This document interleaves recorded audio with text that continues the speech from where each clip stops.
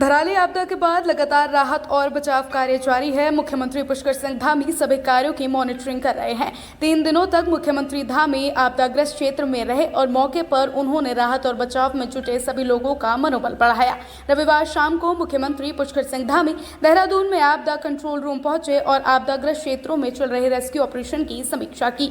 समीक्षा बैठक में मुख्य सचिव श्री आनंद वर्धन, डीजीपी दीपम सेठ, प्रमुख सचिव आर.के. सुधांशु सहित सभी संबंधित विभागों के सचिव, अपर सचिव वर्चुअल माध्यम से जिलाधिकारी उत्तरकाशी तथा पौड़ी और धराली के ग्राम प्रधान तथा अन्य ग्रामीण मौजूद रहे। मुख्यमंत्री ने कहा कि धराली के लोग मेरे अपने हैं और प्रभावितों का बेहतरीन विस्थापन किया जाएगा। इसके साथ ही मुख्यमंत्री ने धराली आपदा में क्षतिग्रस्त निजी और सार्वजनिक संपत्ति के आकलन तैयार करने हेतु 7 दिन की टाइमलाइन दी है। मुख्यमंत्री ने कहा कि धराली आपदा में ध्वस्त हुए कल्प केदार देवता के मंदिर का पुनः निर्माण किया जाएगा। उन्होंने हर्षुल तक की रोड कनेक्टिविटी 2 दिन में शुरू करने के भी निर्देश दिए हैं। वहीं धराली के ग्राम प्रधान व ग्रामीणों ने सीएम धामी के स्वयं 3 दिन तक धराली में उनके साथ बने रहने का, उनका हौसला बनाए रखने और प्रभावी राहत एवं बचाव कार्यों के लिए मुख्यमंत्री का आभार व्यक्त किया है।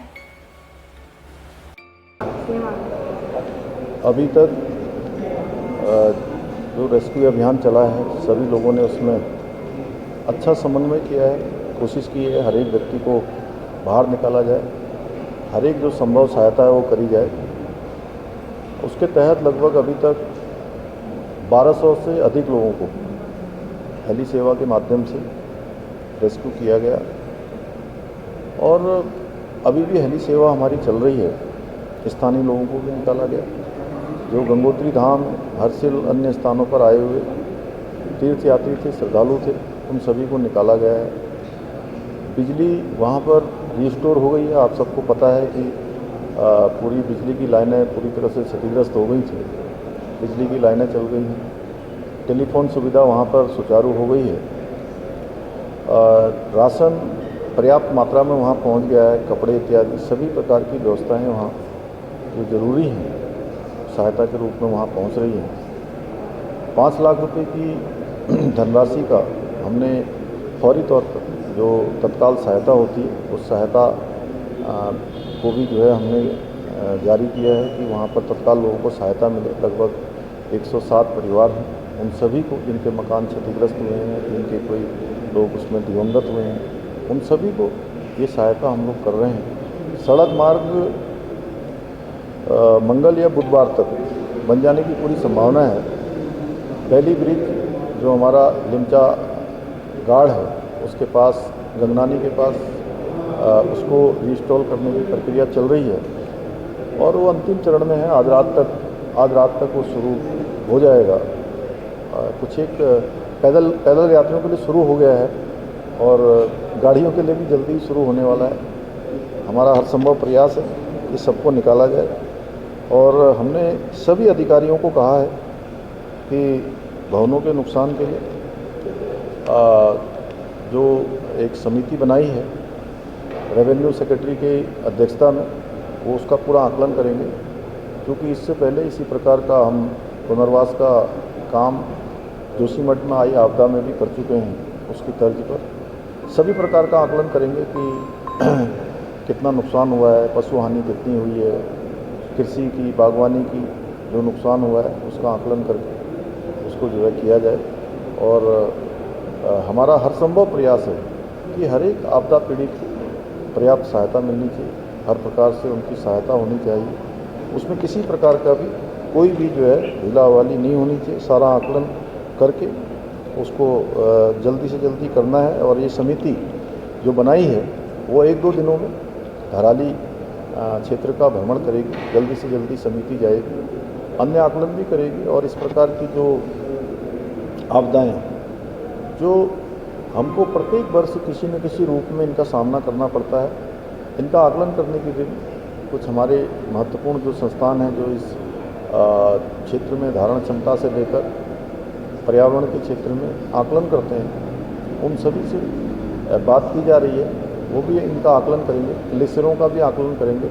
आखिर बादल फटने की घटनाएं ज़्यादा हो रही हैं, उसका भी आकलन करेंगे, जिससे कि हम लोग इस प्रकार की घटनाओं से अपने को बचा राजधानी सकें। देहरादून में लगातार हो रही बारिश के चलते कई क्षेत्रों में जलभराव से आम जनजीवन अस्त व्यस्त हो गया है, तो वहीं दूसरी ओर तमसा नदी और सुसवा नदी भी उफान पे है। देहरादून के टपकेश्वर महादेव मंदिर के पास से गुजर रही तमसा नदी ने भी अपना रौद्र रूप दिखाया है। लगातार हो रही बारिश से देहरादून में नदियों का जलस्तर बढ़ा है। प्रशासन ने लोगों से सावधानी बरतने की अपील की है। बंदाल और रेस्पना नदी में भी जल स्तर बढ़ रहा है और यही दोनों नदियां आगे दुथली क्षेत्र में मिलकर सुसवा नदी बनती है। राजधानी देहरादून के कई क्षेत्रों में जलभराव से लोगों की परेशानी बढ़ी है और लगातार हो रही बारिश से जनजीवन अस्त व्यस्त हो गया है। अभी भी मौसम विभाग ने देहरादून सहित प्रदेश के कई हिस्सों में भारी बारिश की चेतावनी जारी की है। महादेव मंदिर के पास बहने वाली तमसा नदी ने अपना पूरा रौद्र रूप दिखाया है। आज सावन का अंतिम सोमवार है। सभी लोगों से अनुरोध है नदी तटों पे ना जाएं, सावधानी बरतें और हर तरीके से जो है सावधानी बरतने की जरूरत है। विशेषकर नदी तटों पे बिल्कुल ना जाएं। एकदम तमसा जो है अपने रौद्र रूप में इस समय दिखाई दे रही है और सभी लोग सावधानी बरतें। भारतीय जनता पार्टी के जिला पंचायत अध्यक्ष प्रत्याशियों की सूची को घोषित करने के बाद कांग्रेस ने नैनीताल जिला पंचायत अध्यक्ष सीट से अपने उम्मीदवार को घोषित किया है। कांग्रेस ने रामगढ़ जिला पंचायत सीट से चुनाव जीती पुष्पा नेगी को अपना उम्मीदवार घोषित किया है, जबकि उपाध्यक्ष पद पर देवकी बिष्ट को अपना प्रत्याशी घोषित किया है। हल्द्वानी के एक निजी होटल में कांग्रेस पार्टी ने प्रेस वार्ता कर अपने उम्मीदवारों को फूल मालाओं के साथ स्वागत कर चुनाव जीतने का दावा किया है। इस मौके पर नेता प्रतिपक्ष यशपाल आर्य ने कहा कि जिला पंचायत और क्षेत्र पंचायत में कांग्रेस और कांग्रेस के समर्थन प्रत्याशी बड़ी संख्या में जीत कर आए हैं। जिला पंचायत और ब्लॉक अध्यक्ष के पद पर निश्चित ही कांग्रेस के प्रत्याशी जीते जा रहे हैं। उन्होंने कहा कि भाजपा जनता का विश्वास खो चुकी है और हाल ही में हुए पंचायत चुनाव इसके प्रमाण है। उन्होंने आरोप लगाया कि जिला पंचायत अध्यक्ष चुनाव में भाजपा हर तरह के हथकंडे अपना रही है। नैनीताल जिला पंचायत सीट से कांग्रेस की अधिकृत प्रत्याशी पुष्पा नेगी जीत की ओर अग्रसर है। यशपाल आर्य ने कहा कि भाजपा धनबल का प्रयोग कर लोकतांत्रिक मूल्यों को कमजोर करने का प्रयास कर रही है। साथ ही आरक्षण में बड़ा घालमेल कर पंचायत चुनाव पर कब्जा जमाने की कोशिश करी जा रही है। उन्होंने विश्वास जताया कि कांग्रेस इस चुनाव में जीत दर्ज करेगी और दूध का दूध पानी का पानी हो जाएगा। नामांकन किया है तो इस पार्टी का भी और सभी सदस्यों का भी, और हम विजयी की ओर आगे बढ़ रहे हैं और अगर हम विजयी करते हैं तो हम आगे अपने क्षेत्र में विकास करेंगे, विकास कार्य करेंगे। जिले की सरकार बनाने के लिए जिला पंचायत अध्यक्ष के पद का नामांकन है। उसमें मेरी पुत्रवधू सुनीता कुंजवाल जो है वो भी नॉमिनेशन कर रही है और मैंने पिछले जो चुनाव प्रचार हुआ है उसमें देखा पूरे जनपद में आम जनता का और हमारे जो सदस्य हैं माननीय उनका जो सहयोग हमको मिल रहा है, उनकी जो भावना है, उससे लग रहा है कि हम बहुत अच्छे मतों से जीतने जा रहे हैं। कहीं कोई लड़ाई मैं देख नहीं रहा हूँ, एक तरफा कांग्रेस जीतने जा रही है। और वैसे भी भारतीय जनता पार्टी की सरकार का जो कार्यकाल रहा है 8.5 साल पूरे हो गए हैं, लगातार 2 टर्म वो सत्ता में हैं और जिस तरह की अराजकता, जिस तरह का भ्रष्टाचार, जिस तरह की घूसखोरी इनके कार्यकाल में चल रही है, ऐसा मैंने अपने राजनीतिक जीवन में, मैं उत्तर प्रदेश से लेकर के 5वीं बार का विधायक आपके सामने खड़ा हूँ। मैं मंत्री भी रहा हूँ, विधानसभा अध्यक्ष भी रहा हूँ। कोई नैतिकता उनके अंदर नहीं रह गई है, कोई ईमानदारी नहीं रह गई है।